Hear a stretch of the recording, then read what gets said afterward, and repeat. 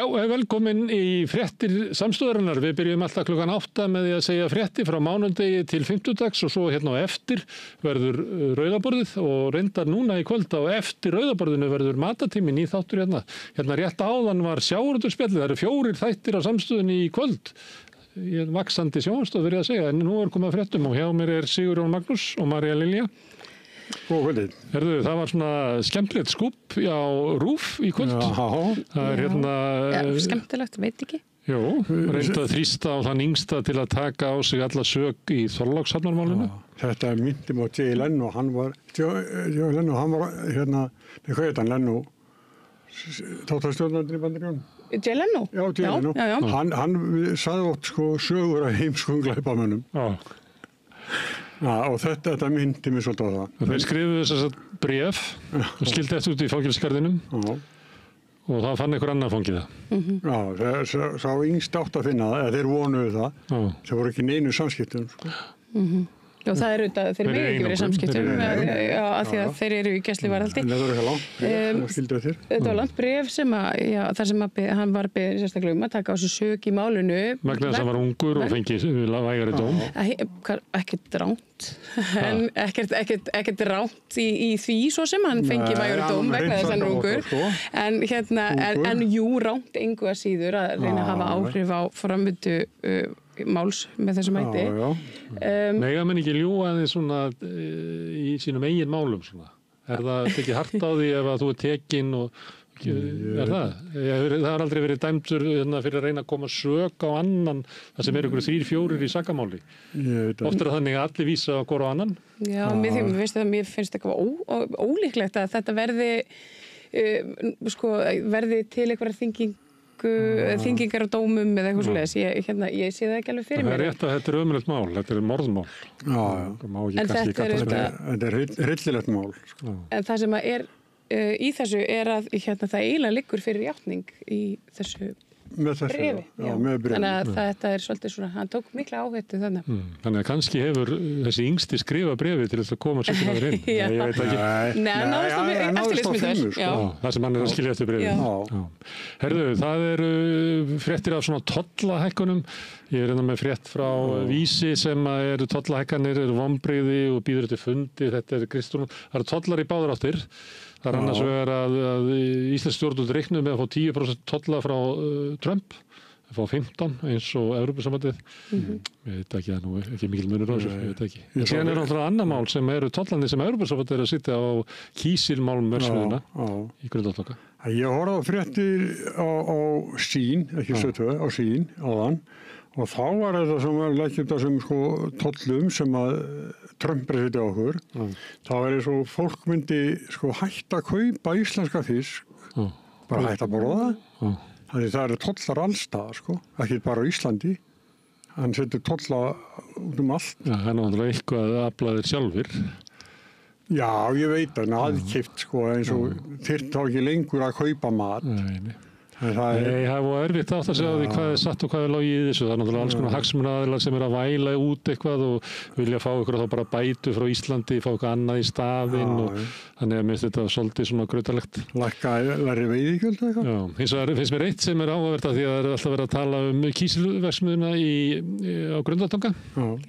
Að einhvers staðar las ég einhvers staðar einhver að segja hvaða málaskipti þetta eru bara einhverjir norskir auðkýfingar. Málið er að það er kínverskt fyrirtæki sem á meirihluta í þessu fyrirtæki og eigandi að því fyrirtæki eru mörg önnur kínversk fyrirtæki sem öll er í eigu kínverska ríkisins og þar með er þetta raunverulega kínverski kommunistaflokkurinn sem er að fá á sig þessa tolla. Og þessum að ég heyrði eitthvað stjórnmálamanni segja sem svo, Íslendingar er ekki að standa undir í einu svona undirboði, þess vegna er óeðlilegt að við fáum á okkur þessa tolla. Það eru Kínverjarnir sem eru að standa fyrir undirboðinu, en raunverulega eru tollarnir á kínverskt fyrirtæki. Já, en svo líka sjónvarpsstöðvarnar sína stundum myndir af álverinu, Norðuráli. Hitt ekki alveg á réttan skúr. Þetta er græna húsið sem er á við, ekki bláa húsið. Herðu, 25% viðbótartollur vegna olíuviðskipta Indverjar kaupa olíu sem að Evrópumenn vilja ekki af Rússlandi og selja hana einhver leyti aftur til Evrópu, það nú komið fram og Trump vill stoppa Úkraínustríðið og hótaði það að setja á viðbótartolla á þeim sem að væru að styðja Úkraínu í stríðinu meðal annars að kaupa vöru. Styðja Úkraínu? Nei, við Rússa fyrir og setja þar leiðandi 25% aukatoll á Indland. Ég rætti það svolítið við hann Hilmar Þór sem ekki verið hingað oft og sko eitt í þessu það eftir að koma í ljós hversu öflug hótun Bandaríkjanna að þau ef að þú ferði ekki að mínu vilja í öllu, að þá ferði ekki aðganga í bandaríska markanum. En málið að kannski fyrir 50 árum að þá var Bandaríki kannski 40% af heimsakjörinu. Núna eru þau bara nálgast 14%. Þannig að ógnin sem í því að fá ekki að stunda viðskipti við Bandaríkin ekki alveg svo sama. Þetta verður ábyggilega mál sem við eftir að fjalla fram og tilbaka. Þannig að Marín Lilja, þú er að sitja inn í tollamálinu. Já, takk. Ég skal reyna. Já, kallar og peningar. Kallar og peningar.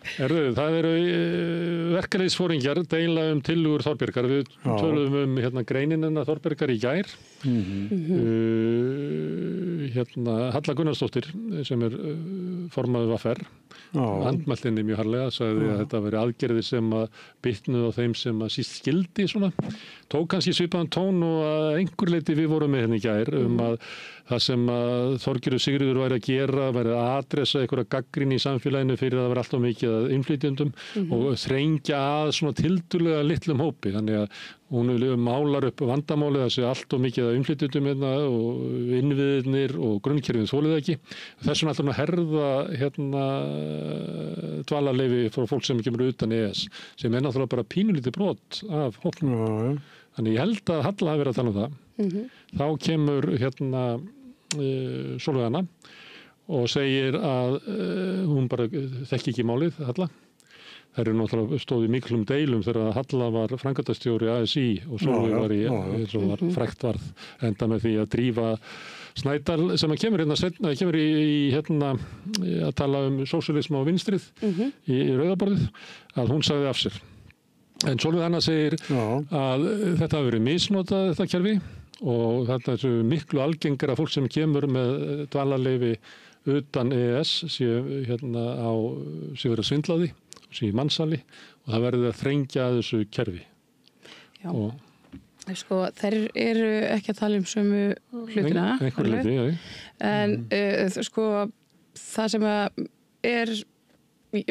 ég skil svo sem alveg hvað þeir eru að fara báðar.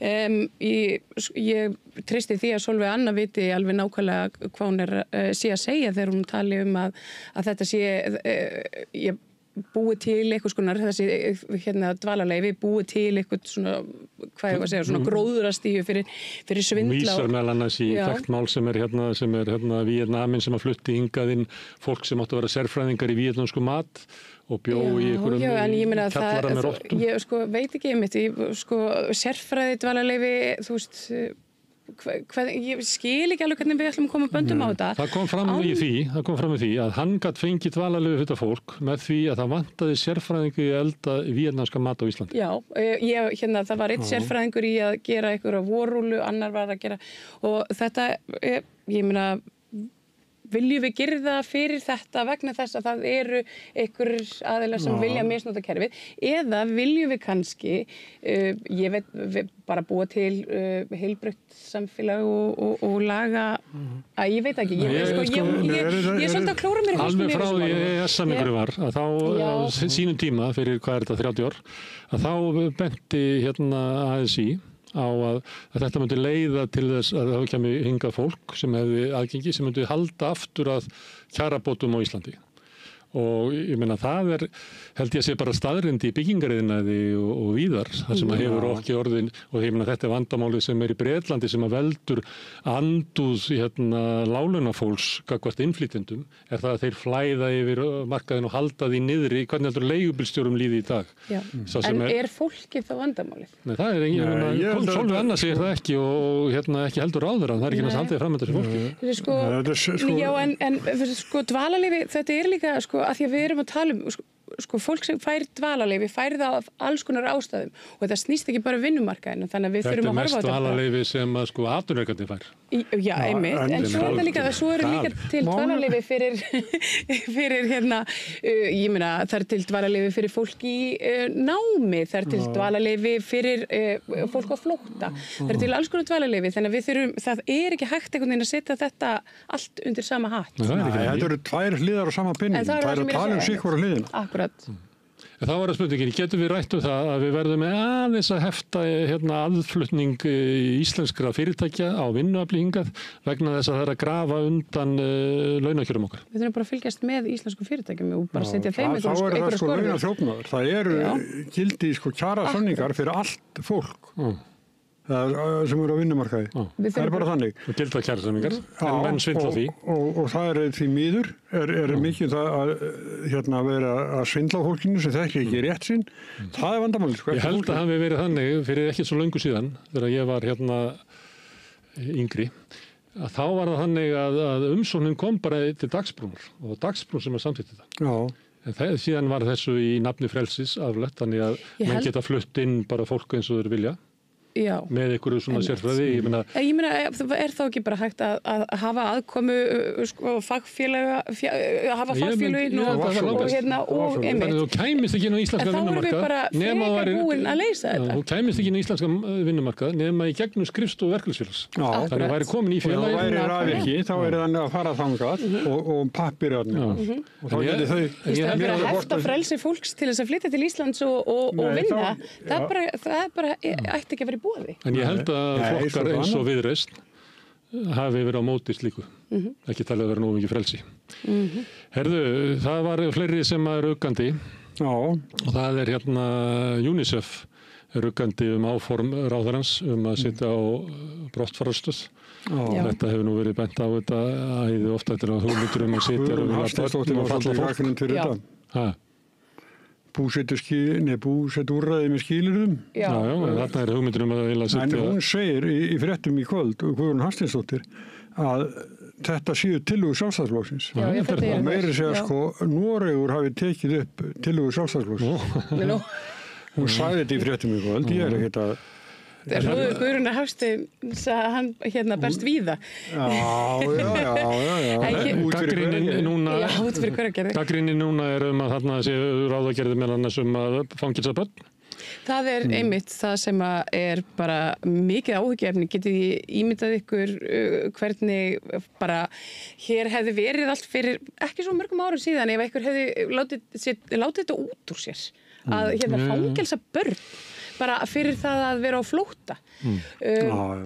Þetta er svo skelfilegt að hugsa til þess bara hvert við erum komin bara í þessu samfélag þegar sko dómsmálaráðherra er bara farin að tala með þessum. Það er kannski ástæðan fyrir því að svona hiti í þessum málum sem að deila Sólveigar og Höllu er svona dæmi er að það er alls konar svona mál sem að tengjast inn í þessum. Það er nefnilega akkurat það. Sko.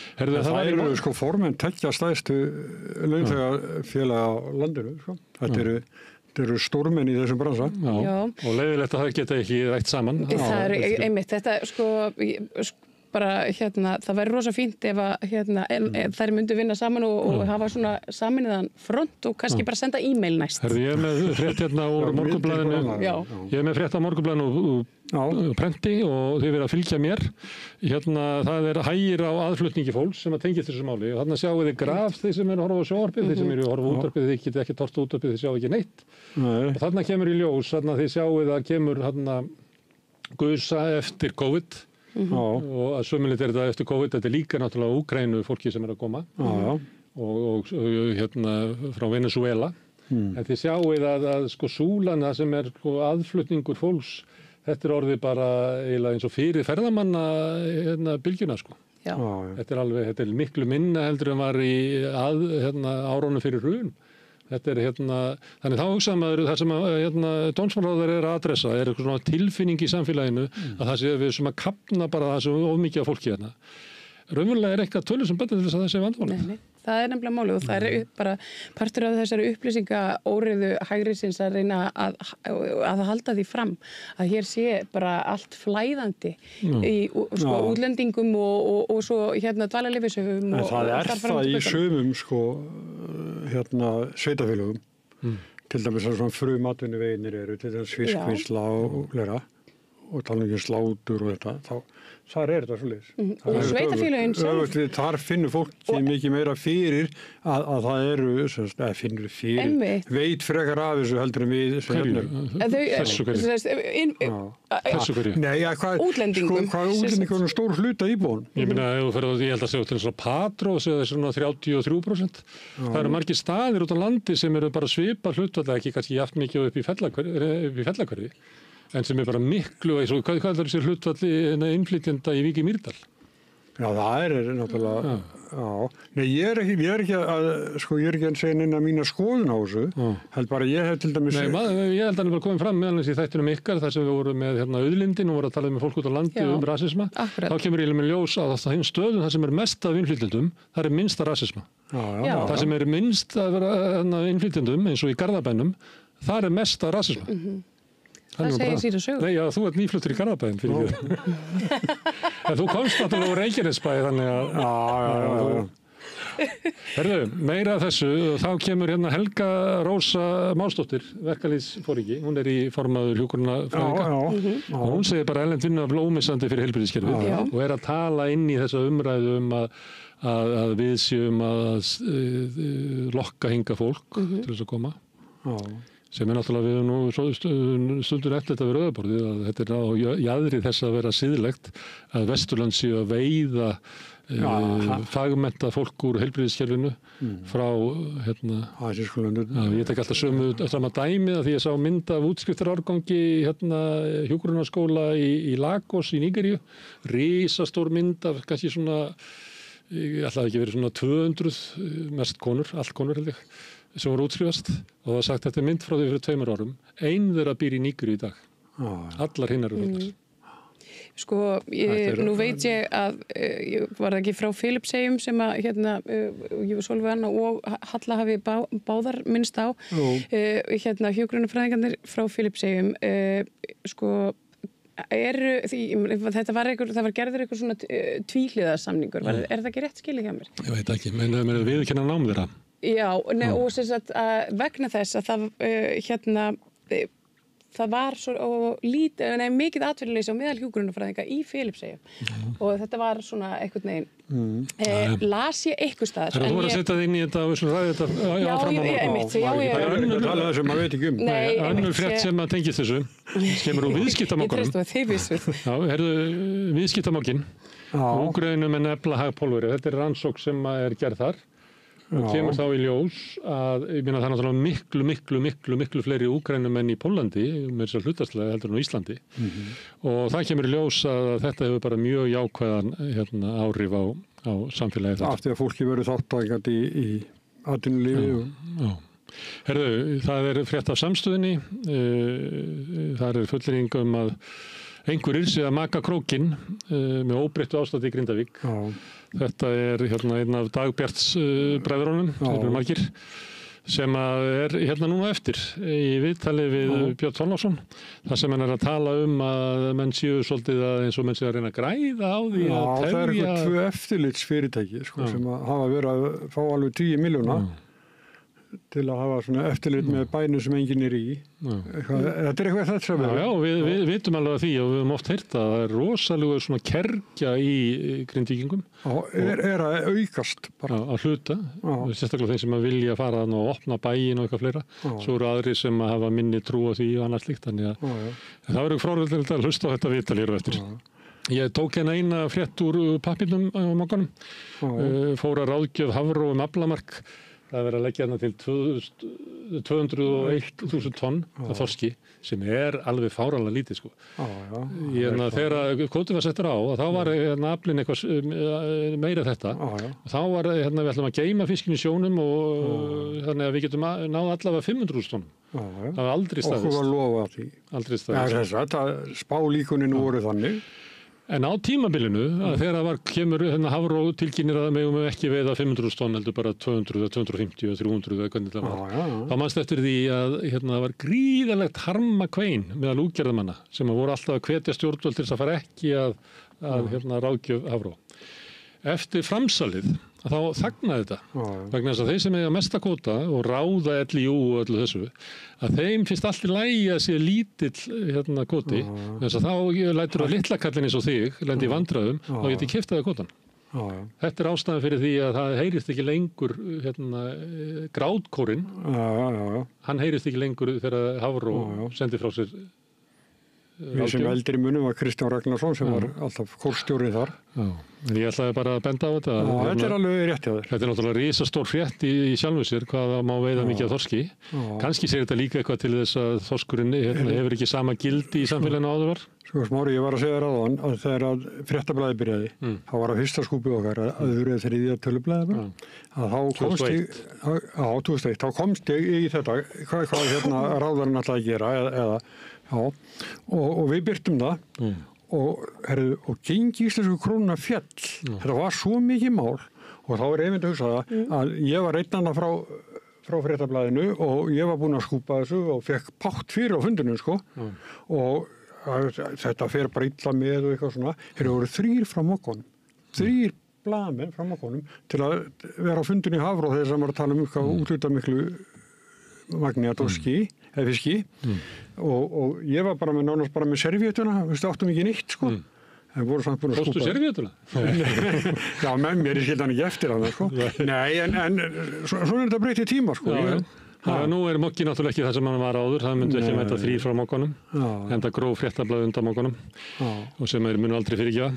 En bændablaðið, frétt og bændablaðinu, það er afurðaverð haustsins veldur vonbrigðum, þetta eru bændurnir. Þetta er krónísk frétt, þetta er alltaf. Nei, þetta er náttúrulega merkileg frétt. Já, ég veit það, menn merkileg núna. Fyrir rúmu ári síðan, voru breytt afurðalögunum til þess að efla afurðastöðuna, til þess að bæta hag bænda. Þá svo saminast afurðastöðunar og hvað gerist? Þeir hækka, kaupa inn á lægra verði heldur áður, vegna þess að þetta heldur ekki yfir verðbólgu. Þannig að þetta tal stjórnmálamannanna inn í þingi að þessar ráðstafanir myndu bæta hag bænda bara á sér enga stóð. Þetta sögðu bændurnir allan tíman. Já, sumir, ekki bændaforysta. Þórður Ingi Pétursson, bóndi í Framsóknarflokknum, hann sagði þetta ekki. Þeir bændur sem að við... Hann átti hluti í fyrirtækinu sem fór til KS. Já, einmitt, akkurat. Herðu, það er í Bandaríkjunum, það er handtökuskipun gefur út að hendur þingmönnum Demókrataflokksins. Ég skal meta til það, akkur eru við ekki með svona til að ná í Sigmund Davíð og koma honum inn á þing, hann er aldrei í vinnunni maður. Akkur ekki gefur út handtökuskipun. Þetta er í Texas og það er á að skjóta inn breytingum á svona kjördæmum. Það er vanalega gert á 10 ára fresti þegar kemur manntal, en núna ætlar það að gera það og þetta er aðferð sem er notuð. Þá er sópað saman öllum demókrötunum í eitt kjördæmi, þannig að þeir fá bara 80% í því kjördæmi en bara einn kjörmann eða einn þingmann á fylkið. En síðan er það sem er meiri spenna að þá passar að kjördæmi sé þannig að repúblikana fá svona 54%. Það er eitthvað meira að 527 kilometrar í hluta kjördæminu frá bara sem tekinn bara eitthvað nes eitthvað stað bara sett með Texas sem að þetta er bara þessi Bandaríkin er að verða alveg reynd ótrúlegt fyrirbæri. Já, en þetta er mér finnst þetta svolítið svona, þegar ég ímynda mér þetta svona myndrænt að lögreglan handteki takið þingmenn og færið á játnum svona inn í þingsal til þess að ákveða mál. Þeir eiga að vera í vinnunni. Alveg bara ótrúlegt. Þeir eiga að vera í vinnunni og þeir eiga, ef þeir eru í fylkinu, að þá má taka þá. Það er bara í lögum, að ef þú mætir ekki þá bara þetta sækja það verið þessar atkvæðagreiðsla. Þú ert að mæti atkvæðagreiðslu. En þeir ákveða að fara út úr fylkinu, þannig að fylkislögreglan getur ekki sótt á. Þá er bara hringt í Trump og hann ætlar að alríkislögreglan taka. Ég vil alþingi fá svona Sigmundur Davíð verið eftirlýstur. Það getur ekki bara að byrja á að gera svona kísut og setja hann á svona ljósastöru að mynda Sigmundur Davíð. Það er ekki nota myndina sem hann notaði sjálfur á Vísi í dag, því að fermingamyndina en allt eru svo útlýndandi í dag maðurinn. En ég ætla að benda á að Vísir er með svona fréttaskýringu kjördæmastríðið í Bandaríkjunum. Stefnir í kjördæmastríðið í Bandaríkjunum. Sem gott hjá þeim að vera með það. Herðu, mjög skrítið frétt. Uber 400.000 tilkynningar kynferðisbrot á einhverjum, ég held að þetta sé svona 7 ár. Áður hafði fyrirtæki sagt að það væri svona 12.000. Það svolítið munur að ná. Sko, ég las þessa frétt og það sko, þetta eru þetta skelfilegar tölur en það svo sem komið mér ekkert óvart vegna þess að þetta bara stór vandamál, þetta eitt af stærstu vandamálum í öllum heiminum allstaðar í öllum afkimum allra samfélaga held ég sé kynferðisofbeldi en sko við erum að tala 7 ár og við erum að tala sko hversu margar ferðir og hversu sko margir bílstjórar þú veist og allt þetta þannig að svona í samhengi við það væri rosalega fínt að sjá það. Herri, ég byrst afsökunar sem fyrti mínu. Já, hvað varst að gera? Ég var bara að slappa á símanum sko. Marinlega, þú ert eina konan hérna. Er það þannig að kona þegar þú fer eini upp í leigubíl að þá í henni svona einhver uggur? Já og nei, ég kannski finn ekkert endilega fyrir því sjálf. Nú bjó ég í London og hef ferðast út allan heim og nota mikið bíla og leigubíla og ferðast ein og verið svona aldrei upplifa mig kannski eitthvað hrædda sérstaklega. En það En ef þetta svona stórt vandamál verður ekki bara að vera þannig að það séu bara kamerur inn í öllum bílum og til þess að... ég held að það sé bara mjög, ég held að það sé mjög erfitt. Já, ég held að það sé mjög erfitt vegna þess að Uber það eru verktakar og þeir eru á sínum bílum. Þeir eru bara, Uber ætlar að vera að reka þetta, þá verður bara að skaffa þessi öryggisnapp og eitthvað fleira. Einmitt. Við hljótum að velta því fyrir okkur að taka ofbeldisfaraldurinn gegn konum alvarlega og vera bara með alla varúð sem hægt að hafa. Ég meina við, þú veist, allir aðrir faraldrar eru teknir alvarlega en þetta er auðvitað bara eitt af þessum málum og eins og ég segi, þetta kemur ekkert greiðlega óvart en við vitum svo sem ekkert þetta yfir 7 ára tímabil og hversu margir bílar, hversu margir bílstjórar, hversu margar ferðir, sko. Þetta er samt, þetta er rétt, þá bara helminguna þessu, sko. Þetta er rosalega. Þá er þetta alveg ótrúlega, sko. En ég er að segja, þú veist, mér finnst þetta ekkert stór frétt vegna þess að ég átta mig á sko umfanginu bara sem kona í samfélagi. Ok, það er tengt mál vísir með það að greina ekki frá tilkynningum kynferðisbrotum á þjóðhátíð strax.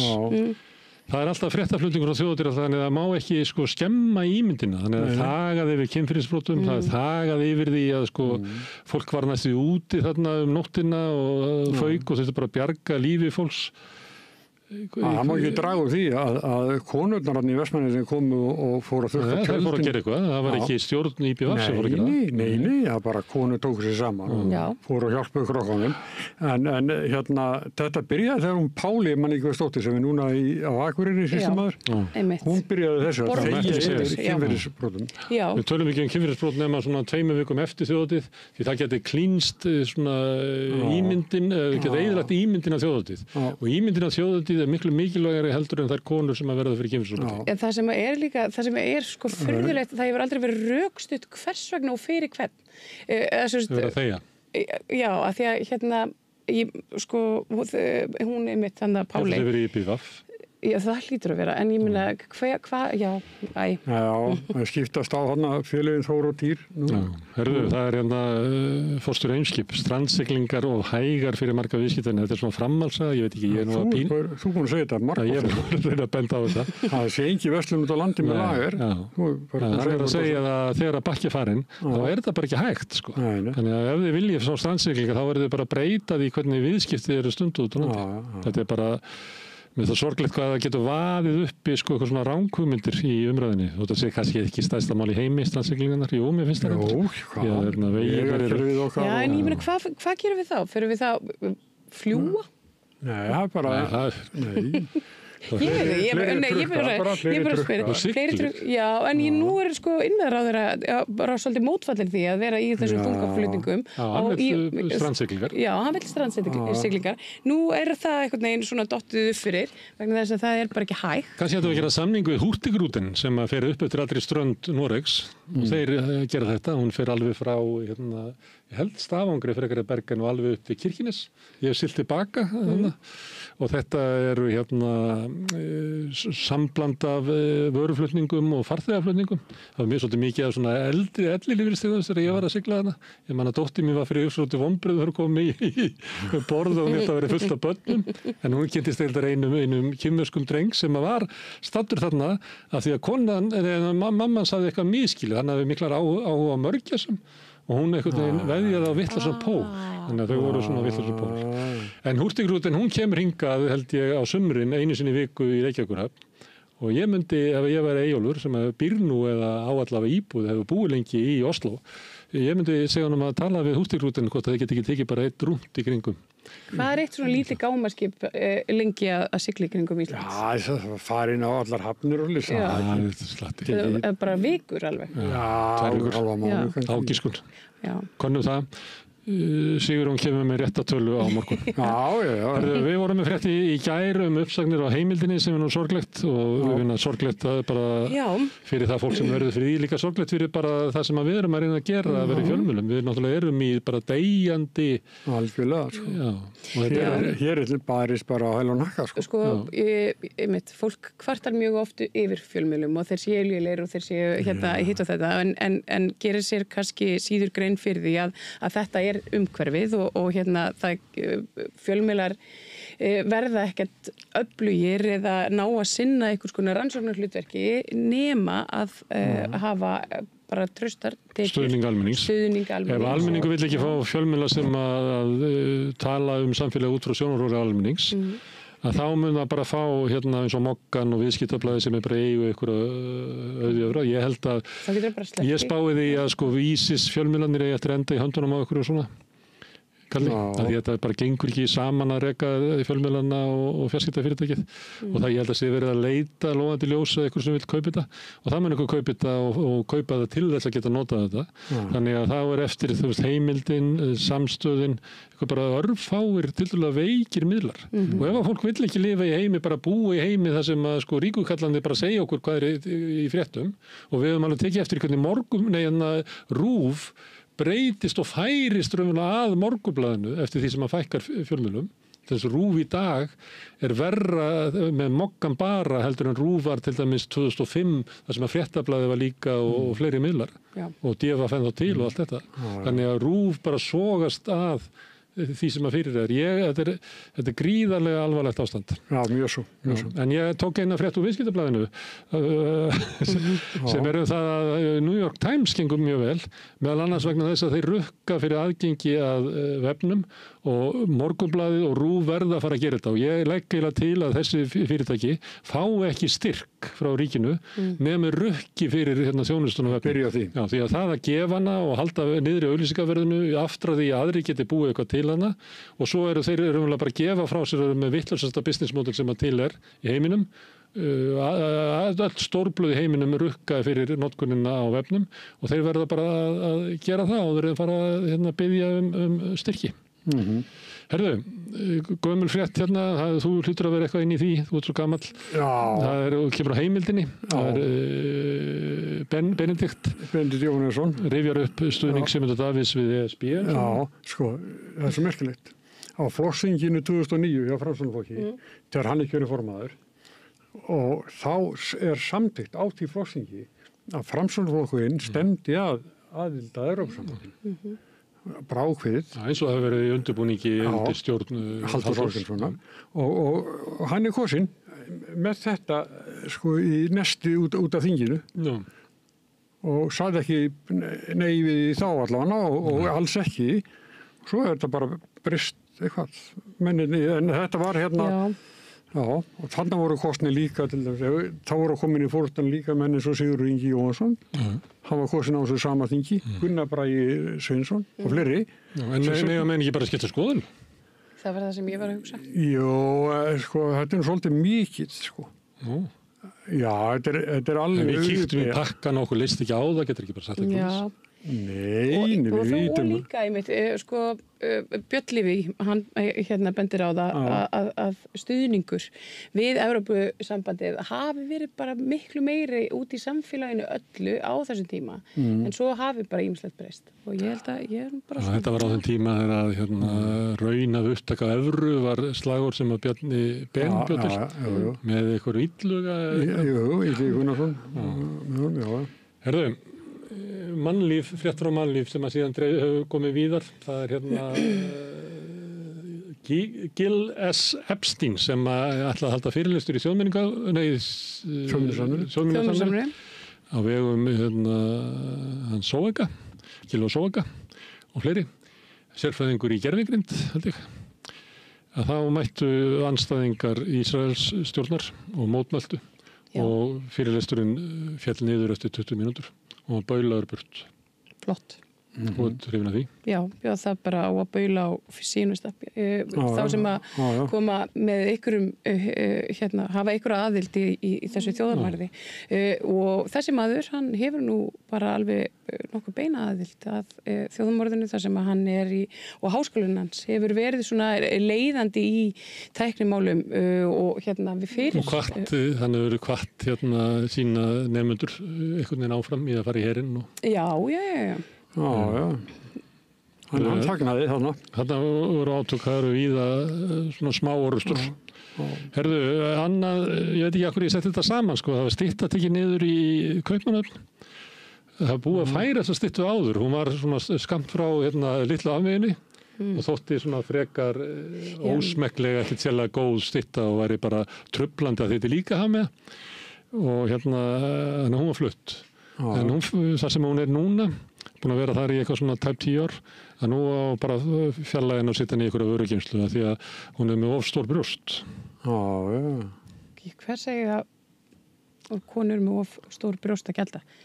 Mega þær ekki vera upp á pund? Hvað heldur það sé? Heldur að konum finnist það að vera ögrun einhvern veginn að hún sé með þessi stóru stinnu brjóst? Ég ekki finnst börnum það eða körlum, en ég skil þetta ekki. Sko, er þetta ekki bara eitthvað svona nokkrir tuðmundar sem að segja svona, hugsið börnin og svona, þetta er bara eitthvað svona vindur upp og sig og verður að eitthvað svona máli. Ég veit ekki, ég bara, þetta er svo leiðilegt. Það má aldrei hafa gaman, eins og gætinn sagði. Já, veistu villi. Ég veit ekki, mér langar svolítið að tuða við styttunum niður í bæ, þannig að maður lappar hana fram í og það er Óli Thors og svo er Tómas Guðmundsson og hinum megin er Tóri Jensen og allt einhverju sjálfstæðiskallar. Við finnst alveg til í að sópa þessu saman og setja eitthvað svona. Ég meina, styttur geti ekki alla verið með sömu stjórnmálaskoðun og alls konar af því. Mér fannst þetta frábært að það var tillaga inn á samráðsgátt eða hvað heitir þetta, svona hugmyndagátt Reykjavíkurborgar sem að fekk yfirgnæfingu kosningu og það var að gera styttu af Kanye West fyrir framan Vesturbælaugina. Hún vann. Já, hún alveg svona rústaði, en það þótti ekki alveg við hæfi. Svo var eitthvað sem vildi bara safna saman, það væri bara myndastyttu garður. Já, þeir getur bara allir verið svona á einum fundi. Reynda komið eitthvað svona fyrirbrigði út í Hljómskálagarði, búið að hlaða mikið. Nei, það er ekki snuðt. Það er ekki snuðt að svona skópla saman einhverjum svona styttum sem að enginn þykir vera nógu góð til að standa svona ein og með eitthvað svona rými. Þetta er ekki snuðt. Ekki svona second class. Charles Bukowski, hann sagði eitthvað í þáveruna okkar bestu menn beygja undir dagblaði í Húsasundum. En okkar verstu menn, við reisum aðeins styttur til þess að dúur geti skitið á öldum saman. Eitthvað þannig var ljóðið hans. Er það nýr forseti Póllands, hann með örugglega sér stytta, hann vil draga úr áhrifum með ESB, þetta er náttúrulega merkilegt í stjórnmálinni, það er algjör klofningur í Póllandi, þetta er bara eins og bandarísk stjórnmál. Og þeir eru með forsetinn, hann vil minnka áhrif Brussel, auka áhrif Póllands, eins og Orbán og nýfasistarnir á Ítalíu og víða. En síðan eru hinum megin eftir bara með fyrirverandi starfsmenn ESB sem verða saman. Þannig að skautu svona bara handa með. Þú ert sérfræðingur í golfi, golfbolti hafnar í manni eftir óteljandi dæmi óskiljanlega hegðun. Hvað er þetta? Er þetta merkileg frétt? Nei, þetta er náttúrulega dónarskapur. Maður getur ekki slegið boltan í áttina að fólki. Var þetta viljaverk? Nei, frekja, sennilega svoleiðis. Já. En svo það líka stundu sem að hugsa sérstaklega með að spila svona í útlöndum. Að þar fara starfsmenn alltaf að leikmaðurinn hann hefur völlin. Já. Og hini fara þá, mér verið það sem er á sláttuðum og fleira. Paying customer. Slökkva á þeim og snúa bakjun í þann sem er að slá, Þannig að þeir eru ekkert að trufla, alls ekki. En hérna á stundu svolítið svona, en ég hef aldrei slegið áttina að starfsmenn ekki viljandi allavega. Herðu, endum í þremur fréttum. Það eru frá Grikklandi, þar er svikamilla, þar eru menn sem að þykjast eiga að séu til einhverjar bújarðir, þykjast í landbúnaði til þess að mjólka peningar frá ESB. Hérna eru margir þingmenn og Kyriakos Mitsotakis, forsætisráðherra, hann vill verja þessa menn og þannig að megi ekki rannsaka þetta. Ég er líka meina frétt sem er nú bara Hiroshima, ég er bara minna á að það er þá dagur í dag. Það verður kertafleiting bæði í Reykjavík og á Akureyri í kvöld, svona þegar það nálgast miðnætti, þegar myrkrið kemur og svo endum við í Beyoncé flækist inn í gallabuxuna stormin í kringum Sydney Sweeney. Já. Og í tilefni af þessari frétta þá vorum við báðir í gallabuxum. Var það með ráðum gert? Ég spurði ykkur áðan en þið gáttu ekki svarað hvor er Sydney og hvor er Beyoncé? Ég líti að vera Sydney, ég er Sweeney. Þið geta ekki báðið verið Sweeney? Jú. Nei. Valdir þú ekki Beyoncé? Nei. Ég var yngstur þegar bílarnir komu. Þá völdu eldri bræður mínu sína bíla og ég með Ringo. Já, ég var nú bara út af því var ég að velja. Ok. Ég skal vera það. Herðu, er þetta stórt mál?